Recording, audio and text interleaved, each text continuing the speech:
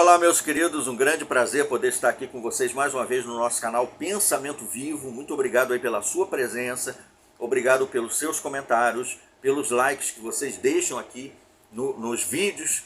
Muito obrigado mesmo, de todo o coração.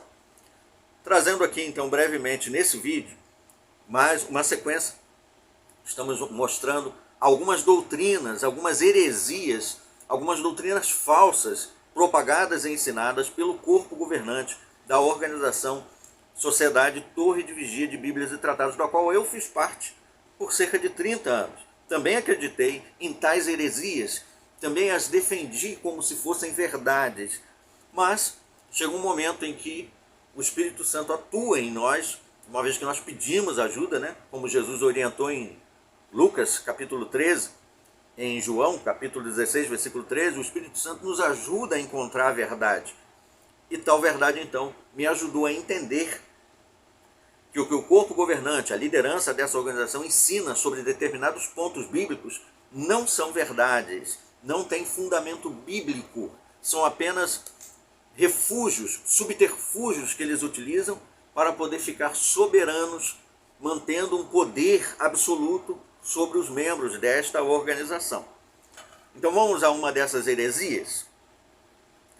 Eles ensinam, por exemplo, e isso é ensinado até hoje, que apenas 144 mil pessoas são filhos de Deus. Apenas esses. Ninguém mais. Apenas eles. Porém, isso é interessante, porque o 1 de João, capítulo 5, 1 de João, capítulo 3, 1 de João todinho, você pode ler o livro a primeira carta de João todinha, e você vai ver que o apóstolo João escreveu ali um contraste entre os filhos de Deus e os filhos do iníquo. Uma vez que a pessoa não é filho de Deus, ele é filho de quem? Essa é a grande questão. A Bíblia ensina então que apenas 144 mil pessoas são filhos de Deus. Vamos ver então o que a Bíblia diz sobre isso. No outro vídeo nós consideramos alguns pontos relacionados a apenas 144 mil nasceram de novo, nasceram do Espírito.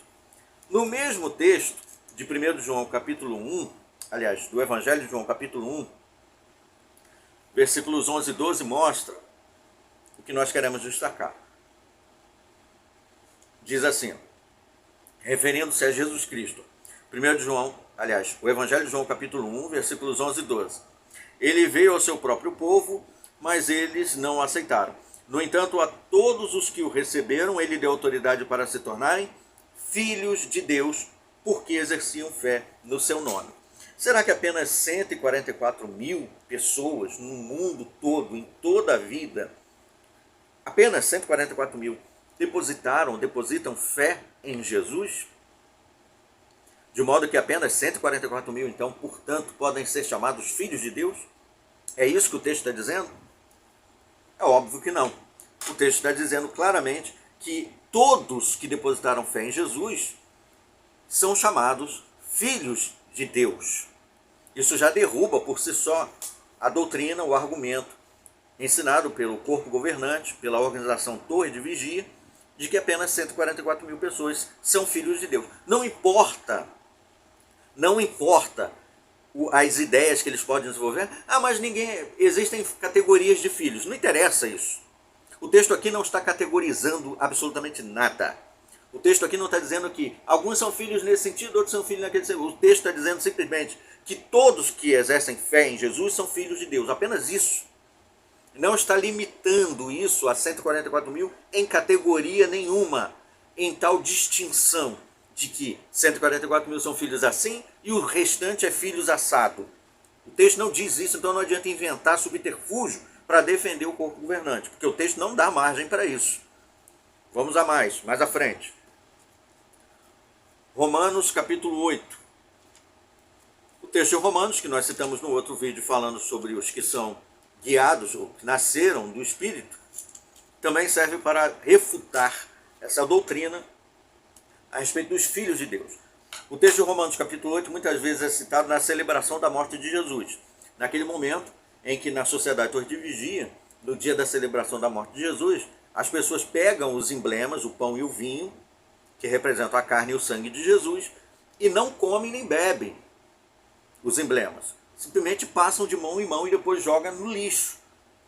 E aí eles ensinam que só, usando esse texto de Romanos capítulo 8, apenas 144 mil pessoas no mundo, no planeta inteiro, é que terão o privilégio, porque só esses são filhos de Deus. Mas leia o capítulo 8 de Romanos todinho e veja se em algum momento o texto diz que só 144 mil pessoas são filhos de Deus. Leia, por favor. Leia e coloca nos comentários em que parte você achou que o texto está falando ali que só 144 mil pessoas são filhos de Deus, que só esse grupo de pessoas é que pode comer e beber dos emblemas. Em que momento o texto fala isso, dá apoio a tal coisa? Veja agora Romanos capítulo 8, versículos 13 a 17. Diz assim, ó: pois, se vocês viverem de acordo com a carne, certamente morrerão. Mas, se pelo Espírito entregarem à morte as práticas do corpo, vocês viverão. Veja que o texto Romanos, capítulo 8, está apenas fazendo uma diferenciação entre os que vivem pela carne e os que vivem pelo Espírito. Não está delimitando nada de 144 mil, e tampouco está falando aqui que só esses podem comer e beber dos emblemas na celebração. E também não está falando sobre vida celestial. Nada disso. Apenas viver pela carne, morte. Viver pelo Espírito, vida. Continuando, 14. Porque todos os que são guiados pelo Espírito de Deus são realmente filhos de Deus. Então, se você não é guiado pelo Espírito de Deus, você é guiado pelo quê? Pela carne. Então, morrerá, é o que o texto diz. Os que são guiados pela carne, morrerão. Os que são guiados pelo Espírito, são filhos de Deus, viverão. É só isso que o texto está falando. Não está falando nada de 144 mil aqui. Continuando, versículo 15. Pois vocês não receberam um espírito de escravidão que causasse novamente temor, mas receberam um espírito de adoção como filhos. E é por meio desse espírito que clamamos, Abba, Pai. Abba, Pai é uma palavra carinhosa lá do linguajar da liturgia antiga, que significa papai. Uma palavra carinhosa, né? Meu pai. Quando você se refere ao seu pai de uma forma mais carinhosa. Diferente de quando você fala assim, o pai de fulano. Você está usando a palavra pai apenas para se referir à paternidade de alguém. Mas quando você se refere ao seu pai, falando com ele, pai, tem um outro tom, tem um outro teor. Assim como tem as palavras, né? Casa, em inglês, né? Home e house. House, quando você se refere à casa, ao prédio. E quando você se refere ao lar, ao ambiente em que você vive. Aquele lugar ali, aconchegante. Então, da mesma forma, quando se refere à paternidade, pai, e quando você se refere ao seu pai, pai ou papai. Deu para entender? Então, o texto aqui está se referindo a uma relação achegada entre filho e pai. Porque uma vez que somos guiados pelo Espírito de Deus, nós nos tornamos mais próximos do Pai. Nós passamos a ter uma relação mais achegada com Ele. É disso que o texto está falando aqui. Não está falando nada de 144 mil pessoas. Continuando. Se vocês não receberam um espírito de escravidão que causasse novamente temor, mas receberam o espírito de adoção como filhos, e é por meio desse espírito que clamamos, Abba, Pai. O próprio Espírito dá testemunho com o nosso espírito de que somos filhos de Deus. Então, se somos filhos, somos também herdeiros, herdeiros de Deus, mas co-herdeiros com Cristo, desde que soframos com Ele, para que também sejamos glorificados com Ele. Veja que o texto não faz limitação nenhuma aqui, nenhuma distinção entre os cristãos, de que dos cristãos só 144 mil tem esse privilégio aqui de ser chamado filho de Deus. Não diz isso aqui no texto. E continuando ainda em Romanos, o nosso querido Blue Sky, que trouxe a atenção a esses pontos, também destacou aqui os versículos 29 e 30 de Romanos 8. Vamos dar atenção. Porque aqueles a quem ele primeiro deu consideração, a esses também predeterminou que fossem modelados à imagem do seu filho, para que este fosse o primogênito entre muitos irmãos. Além disso, aos que ele predeterminou também chamou, e aos que chamou também declarou justos. Finalmente, aos que ele declarou justos também glorificou. Então, aqueles que tiveram a oportunidade de depositar fé em Cristo, como está lá em João 1, versículo 12. Todos que depositam fé em Cristo têm a oportunidade de serem filhos de Deus. Não são mais guiados. Eles podem escolher não ser mais guiados pela carne, pelo pecado, mas ser guiados pelo Espírito Santo, através das orientações contidas na Bíblia. E, portanto, passam a ter uma relação mais achegada com o Pai, como filhos adotados, filhos de Deus e, portanto, co-herdeiros de Cristo, desde que permaneçam ali, fiéis, seguidores de Cristo até o fim. O texto fala apenas isso, não tem nada aqui limitando a 144 mil pessoas, como o corpo governante, a liderança da sociedade do dia, ensina simplesmente para posar como reis soberanos, tanto é que eles se autoproclamam um corpo de governantes. Onde que está isso na Bíblia? Que dentre os cristãos teria corpo governante para governar quem?